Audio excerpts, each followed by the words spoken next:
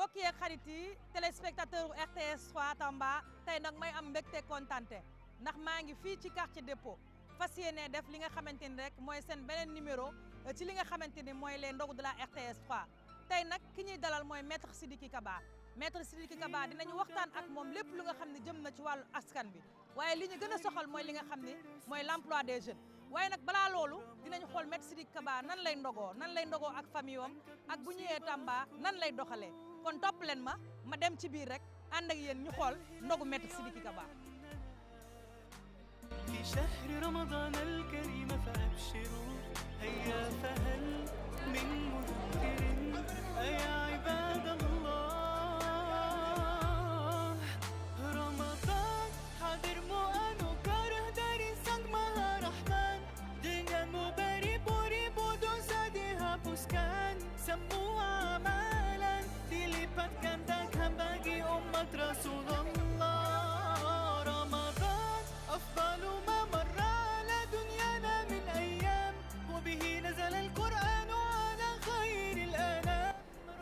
mbokk yeeg xarit yi may am mbégte kontaan tey ñëw fii nga xamante ni nag mooy makkaanu ki nga xamante ni mooy maître Sidiki Kaba tey nag ci sortie RTS 3 yi ñuy duppee les ndogu de la RTS 3 dañoo am mbégte kontaan ñëw fii ci kër maître Sidiki Kaba fas yéene jàkkaarloo monsieur le ministre maa ngi lay nuyu. di la fay sunu wi. alors monsieur le ministre weeru koor gi métti na.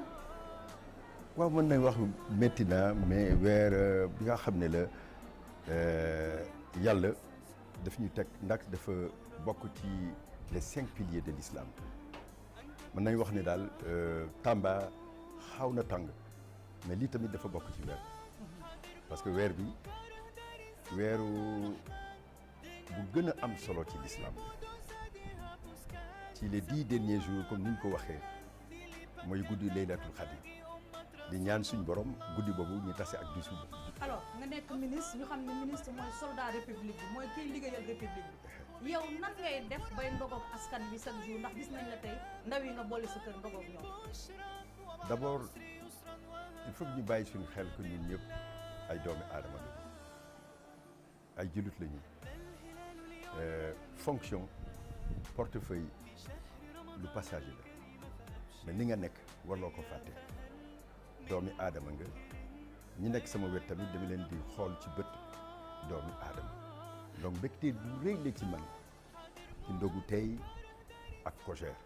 seen coordinateur national mooy Moussa Sow ak jeunesse ñi nga xam ne jóge nañu dans les 4 parties du Sénégal pour ne pas dire dans la région de Tambacounda ci 4 départements ñi nga xam ne mooy composé le département de Tambacounda te loolu lu rëy la bu ma leen gisee ak coordination nationale ñu jógee Linguère ñu jógee Matam ñu jógee dans les différentes parties du Sénégal wane na que suñu jeunesse benn la ma toog ak ñoom tey ci weer koor bi weer bi nga xam ne nee naa la woon weeru ñetti péele benn bii mooy baalante benn bii mooy piété jaamu suñ borom ñetteel bi mooy partage. partage dafa mel ni loo xam ni dafa nekk ci yow.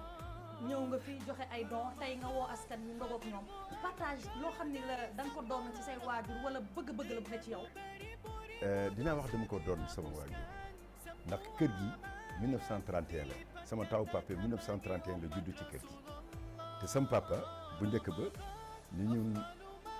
nekkee xale Tamba defe naa ne y avait pas 150 maisons mais pratiquement ñu bëri fii lañ ndogu fii lañ def lu bëri ci lu jëm ci seen alimentation sama papa daf ko yàgg def ma grandir ci loolu màgg ci loolu après ci sama formation après l'éducation ma xam ne que doomi aadama mooy sama projet principal ma nekk avocat dem essentiellement toppatoo lu jëm ci ak yelleef doomi aadama di ko défendre fii en Afrique en Amérique dans le monde et partout loolu moo doon suñu liggéey pendant près de 35 ans. alors lan mooy ndogu maître Sidiki Kaba.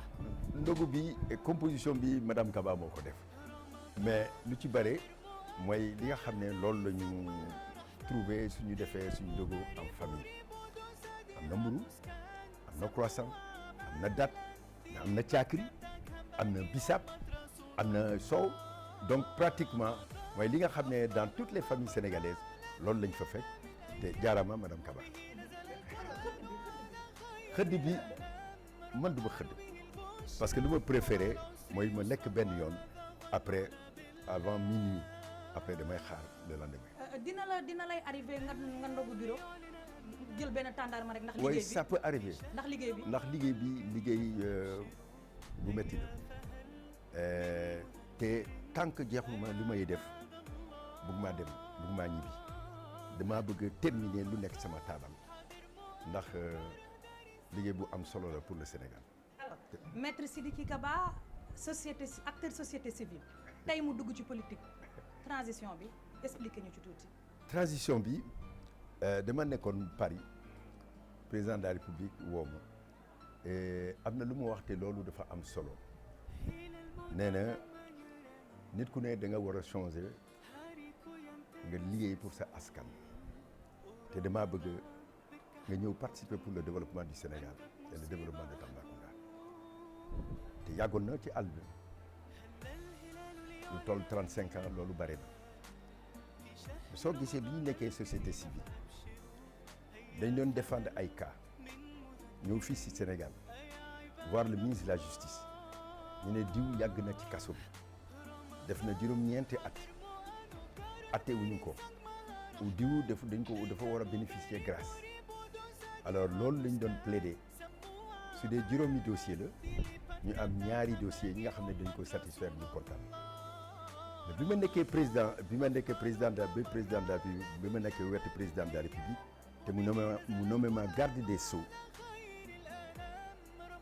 situation bi dafa changé lecture bi ma am ci code pénal mooy di libération conditionnelle dafa am grâce dafa am mais en même temps liberté provisoire am ma jéem a cultiver lu jëm ci libération conditionnelle bi ma doon obtenir ci société civile ñetti nit fexe naa ba libérer lu toll 2000 personnes donc ba tey en étant dans le gouvernement lu jëm ci ak élève doomi aadama mañ koy topp parce que gouvernement bi tamit président de la République loolu souci principal la ci moom te mañ koy dox tamit te am continuité ci sama action passé. alors mu am ay incidents yuñ fi jot a dund ñu xam ni li ko indi président wax na ko nee na ndaw ñi dégg naa leen. alors projet programme yu bees yi ngeen teg pour ndaw yëpp liggéey yan la ak fuñ ci toll. loolu c'est président de la République mën nañu wax chef d'état bu lucide la bi incidents yi amee maa ngi woon fii ci Tambacounda parce que lu ma daal dama bëgg mu daal ma fii Tambacounda ma daw de nee naa xale yi mais fii lan lañ fi am pour ñu yàq ko seen position mën ngeen ko wax te le président il va en tenir compte yëngu-yëngu yi président analysé na ko gis na que am na ay problèmes yu bare mais am na problème principal bi nga xam ne daf ko war a saafaral mooy la question de l'emploi et de l'insertion des jeunes lu mu wax mooy di je vous ai compris te immédiatement dafa wàññi tous les budgets pour dégager lu toll 450 milliards musuñ ko fi def pour que mu financer les programmes des jeunes ci conseil de ministre bi passé mu renforcer DER am guichet unique fi nga xam ne pratiquement dans tous les départements du Sénégal mën nañu adressé wu ci benn guichet unique mais lu ci gën a am solo pour mu mën a atteindre tous les jeunes nee na territorialisation de la politique publique 45 départements ak bi ñu créé léegi Kër Massar 46 départements dina ci créer des guichets uniques partout pour que jeunes yi balaa ñu dem Dakar ñu am sur place seen financement loolu tamit beneen révolution la defe naa ne loolu dina jëm ci lu jëm ci saafaral jafe-jafe xale yi. ñun temps yi xaw nañu dugg ci Sénégal des profondeurs wala boog Sénégal oriental des profondeurs jot nañ fi dem ci ay gox-goxaat mais ñoom ñëpp rafetlu nañu lu président de la république def programme yi centre horticole bu 2 milliards ferme Anida à Neteboulou am na tamit 8 bassins piscicoles yi nga xam financé nañ ko mais li leen jaaxal mooy suivi bi tey dañ lay jox ay poissons nga commencé bassin bi mu jékki-jékki am rupture ñu arrêté chantier bi ñuy financé def 1 milliard mu dem ba ci digg bi mu arrêté alors ñëpp xam nañ ni président de la république mënul dem ci terrain bi day yónnee lan mooy problème mu suivi boobu ci diggante ak ñi muy yónni. président wax na ko nee na le suivi élément bu am solo la ci programme bi ñu tëral donc tous les directeurs généraux tous les ministres en charge d'un programme daf leen instruire ñu suivre ñoom ci seen bopp tous ces programmes te defe naa ne dina jël ay résolution te wax na ko tamit te pour suivi dafa am solo mën nga tëral dara après nga bàyyi ko soo ko fàttee du dem programme bi nga xam ne yow yaa fa dem à Neteboulou il a suffi nga génne ko looloo tax télévision dafa am solo dafa am puissance ñëpp xam ne que lii gâchis la ñu investir lu toll 2 milliards te projet bi àggalu bi ñu ko defee rek le projet a repris mais loolu ça signifie 2 choses benn ñu am projet ñu bàyyi seen xel que projet bi dañ ko war a topp jusqu'au bout topp instruction du président de la République askan bi nga xam ne ñoom ñooy destinataire projet yi tamit su fekkente ne manquement am na war nañ ko teel a signaler par yeneen canaux pour que président xam ko mu jël les décisions bi nga xam ne loolu mooy les décisions appropriées président de décidé na musuma gis président de la République gën a décider ci résolution bi ñu jël pour l'emploi et l'employabilité l'insertion des jeunes defe naa beneen départ moo commencé et ku ne bàyyi na ko ci xelam te suñ ko defee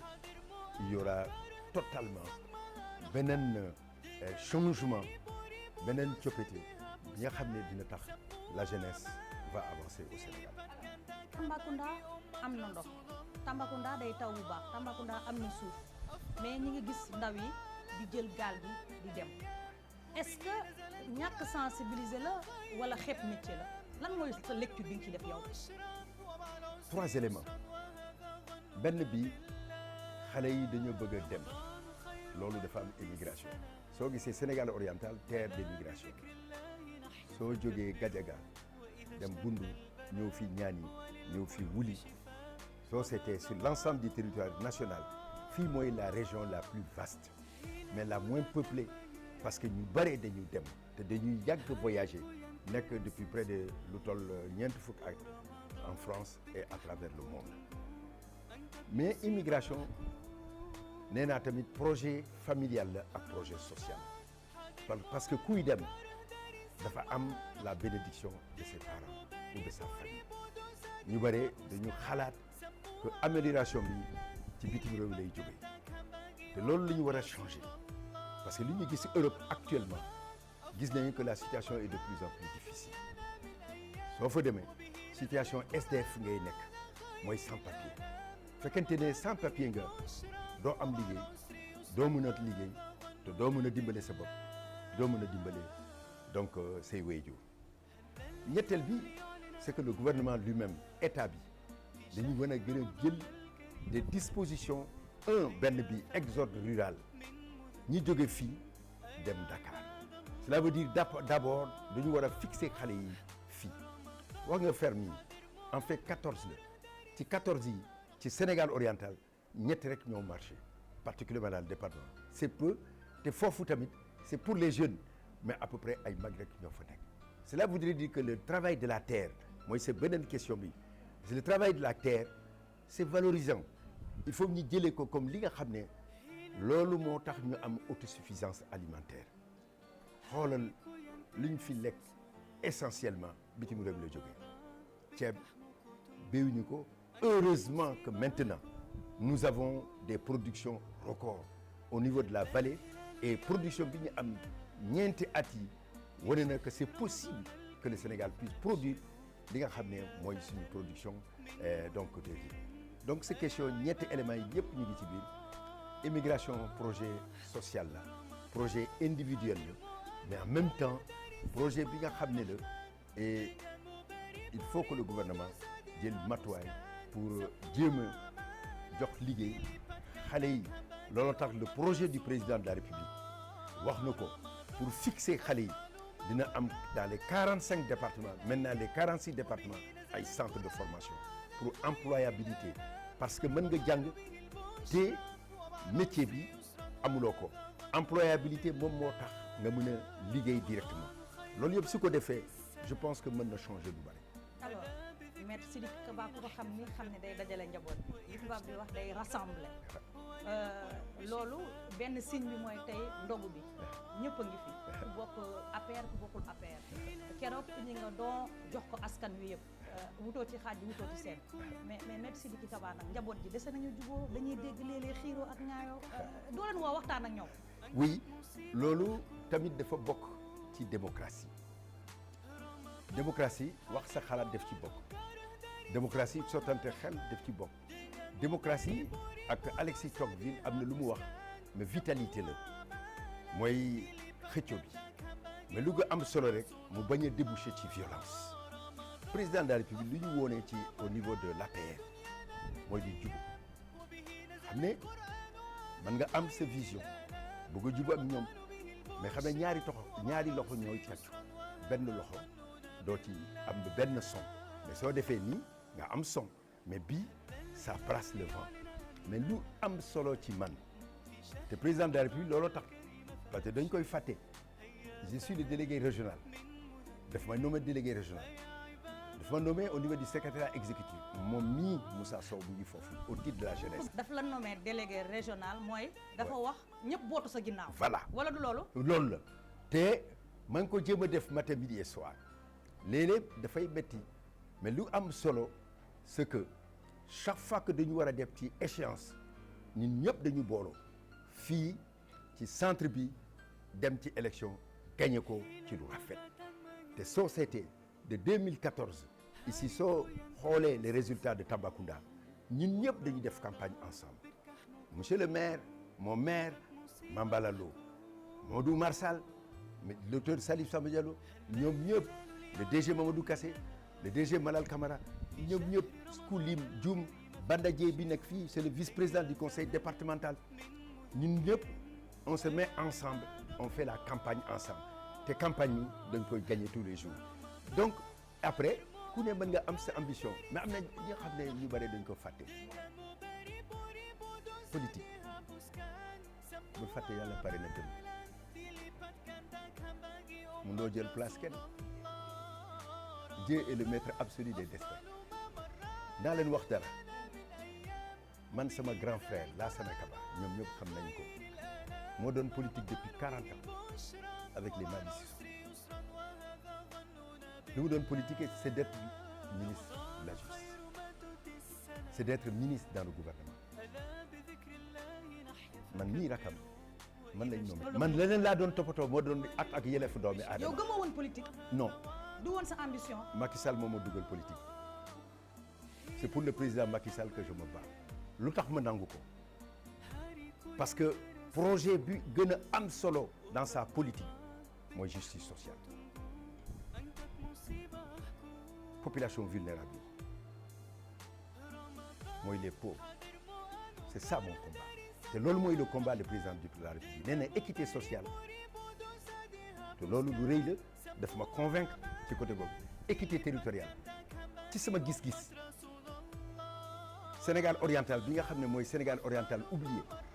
Sénégal oriental bi ñu fàtte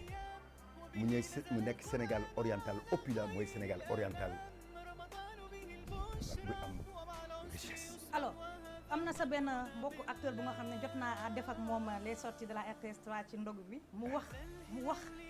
wax lenn dama bëgg yow nga confirmer ko wala nga infirmer ko nee na Tambacounda APR amul militant ñëpp responsable la ñu bëgg a nekk est-ce que mën na nekk. loolu mënul nekk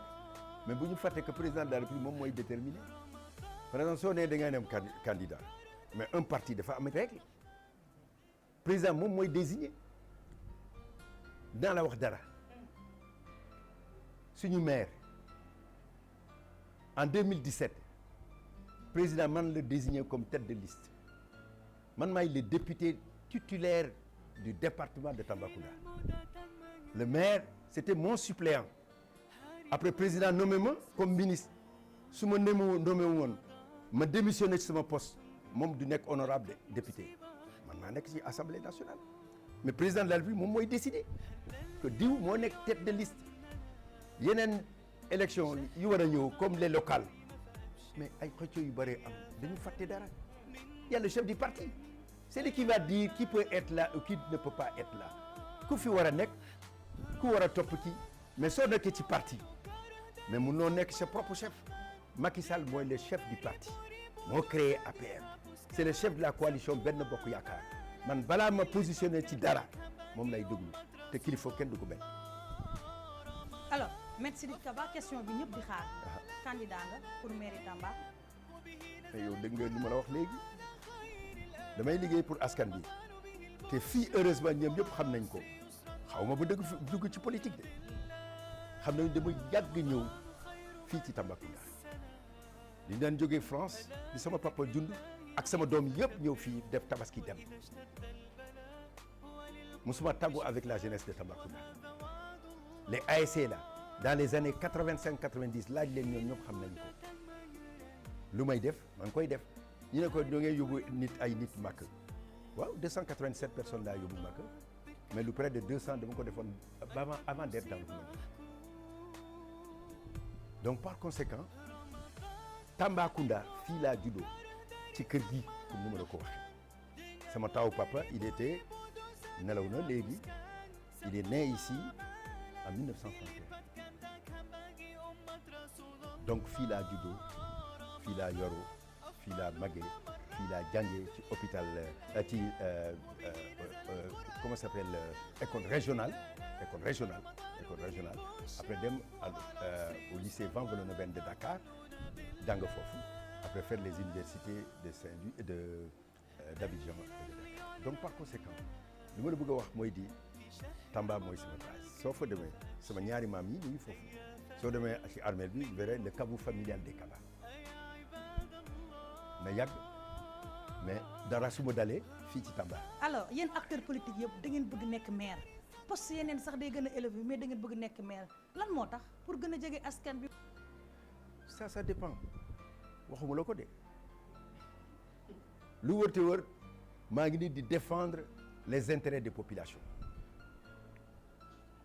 lu maire war a def ma ngi koy def jigéen fan la ñu wësën ci maternité tabax naa leen maternité ak guy soo feebaree fooy dem mooy l'hôpital mais au quartier dépôt il y a un dispensaire qu'on a fait avec la Sonatel ensemble fekkente ne da ngay bëgg a jàng am na fi ngay dem c'est les écoles fekkente ne da nga bëgg jàng su fekkee da nga bëgg a xam c'est l'islam ci armée ci kii la comment ça s'appelle mosquée yi jumaa yi ak jàkk yi et dans les chapelles comme je suis en train de faire parce que benn la ci man yàlla moo xam ku baax alors su fekkente ne tamit comme la chaleur comme on le sait la première fois bi ma defee morgue dama demoon Afia Tidiane qui est le président du conseil de la jeunesse mu wax ma démb on a eu un cas ici c'est vers 4 heures on n'a pas eu les papiers avant le matin mu yàqu lu ñu gën a bëgg mooy morgue bi ma ko waxee on m'a dit c'est le même problème dans tous les quartiers alors et chercher à avoir j'en ai construit 12 pour que dans chaque quartier et dans chaque mosquée il y ait une morgue ma ne ko quel est le problème et l'hôpital ñu ne hôpital il n'y a pas de groupe électrogène le même groupe électrogène qui est à l'hôpital principal loolu la ñu wuti andi ko fii si bien qu'il y a plus de coupure le problème est résolu aussi là-bas mooy action bi nga xam ne mooy action sociale action humanitaire te loolu dafa bokk rek sans aucune autre chose sans projet politique war nga ko def man su ma fi ñëwee vous avez pu voir la maison dafay fees tous les jours loolu dafa yàgg fii mais li ma fi lekk à table loolu lay lekk ak tout le monde askan bi loolu lañ def ensemble te loolu ça ne me change absolument rien je viens régulièrement à Tambacounda surtout bi ma amoon jot au niveau du ministère de la justice chaque vendredi maa ngi fi même quand j'étais bitim réew dama doon ñëw fii passer mes vacances ici à Tamba mes vacances doo ko passer ailleurs mais fii ci Tamba. Tambacounda loolu bëgg la sa xol. oui bi ma demee ba le président Hollande bi ma décoré commandeur de la Légion d'honneur mooy distinction bi nga xam ne dafa bokk ci li gën a kawe discours bi ma ko commencé mu ne monsieur Sidiki Kaba vous êtes né à Tambacounda à l'est du Sénégal sama yaram daw ma xam ne kii il m'a situé fu ma war a nekk mooy Tambacounda et c'est ça essentiellement te loolu moo tax a jóg te aujourd'hui avec les responsabilités que j'ai et là je voudrais saluer le président de la République parce que lu ma defar vérifier nañ ko defu ko kenn dans l'histoire politique du Sénégal j'ai eu 3 ministères de souveraineté ils sont rares il y a eu quelques cas mais ñu ne c'est l'un des cas rares ministre de la justice ministre des affaires étrangères ministre des forces armées te ñeenti ministère de souveraineté moo am mooy ministre de l'intérieur ñett yi def nañ ko par sa confiance donc mañ ko sant di ko ci sant di ko gërëm xam ne que chaque fois que su ma joxee responsabilité damay jàng ministère ba la fa nekk pour mieux servir essentiellement les populations. boo nekkee acteur politique moomatoo sa bopp chaque jour ñu woo la dëj chaque jour ñu woo la ngénte est-ce que yow ak ni nga defee amee benn cursus bu nga xam ne Europe nga dund est-ce que perturbé wul sa dund. non par exemple aujourd'hui j'ai fait 12 maisons bi ma doon woo ma ne ko à tout moment si vous êtes prêts dem naa ci fukki ak ñaari kër fi dëj amoon fu dem jàlli su ma jógee Dakar à l'aéroport ñu ngi fii de ñoom ñëpp xam nañu ko balaa may egg fii léeg-léeg dama fi egg vers 20 heures je fais le tour de toute la ville fi dëj am dem foofu jàll loolu ça me gêne pas dama ko yàgg def parce que fii suñu kër dama yàgg gis sama papa ak sama ñoom yaay alors di servir les gens ñu bari dañ doon xaw ma leen on a partagé le repas ensemble moi c'est un plaisir je ne peux pas manger seul et même si nous sommes à 2 elle fait un plat de 10 personnes parce que gan mën na jóge fenn partout ñu toog on mange ensemble c'est le plus grand plaisir que j'ai je ne mange jamais seul. alors monsieur le ministre lan mooy sa mot de la fin. le mot de la fin mooy parce que occasion bi mooy COJER ñoom ñoo organisé benn panel bu am solo pour jàngat li nga xam ne mooy les conclusions du président de la République ci grande rencontre bi mu def ak jeunesse musu fi am au Sénégal le 22 avril ñoom ñu jël seen décision ñi ne Tambacounda lañ ñëw am yaakaar ñëw fii ci Tambacounda rencontrer seen COJER local ñëw discuter ak ñoom coordination bi yëpp ak ku leen jiitee ñu ñëw fi tey Moussa donc Sow yàlla dimbale ñu def seen manifestation panel bi lépp jaar ci yoon mais xale yi fu ñu nekk rek ay xëccoo mën na am mais lu gën a am solo def nañu seen panel te lépp jaar ci yoon mu nekk succès bu rëy tey man ma invité leen ñu ñëw fii alors pour ñu partager li nga xam ne moom waxoon naa la ko dès le départ mois de partage bi ñu partager ndogu bi nga xam ne mën naa wax ni dafa am solo ci man ndax weer bi ñun ñëpp dañ ko war a màggal donc di féliciter madame Kaba parce que moo ko organisé wax na ko monsieur Moussa Sow coordinateur national mais ne kër gi yéen a ko moom te defe naa ne ils seront contents suñu kontaanee rek kontaan na ndax président de la République loolu la bëgg ne na ministre bu ne na ngeen dem à la base na ngeen nekk ak askan bi na ngeen waxtaan ak ñoom ngeen jéem a saafaral seen jafe-jafe métti na mais il faut être à leur écoute li ngeen mun ngeen def ko loolu laa jéem a def te dama ko jàpp tamit comme jàmm yàlla. ñu ngi lay remercier monsieur le ministre. mbokk yeeg xarit yi ñuy rafetlu seen ànd ak télévision RTS 3 tey nag ñu ngi woon fii ci kër maître Sidiki Kaba ci les sorties de la RTS 3 ci émission boobu ñuy duppee les ndogu de la RTS 3 ñu am mbégte kontaante nag tey mu dalaloon ñu waxtaane nañu ak moom wàllu politique waxtaane nañu ak moom wàllu koor gi waxtaane nañu tamit action yi nga xam ne dafay def ci koor gi nii rek lay demee chaque jour ci RTS 3 ma leen di jox dig daje ci beneen numéro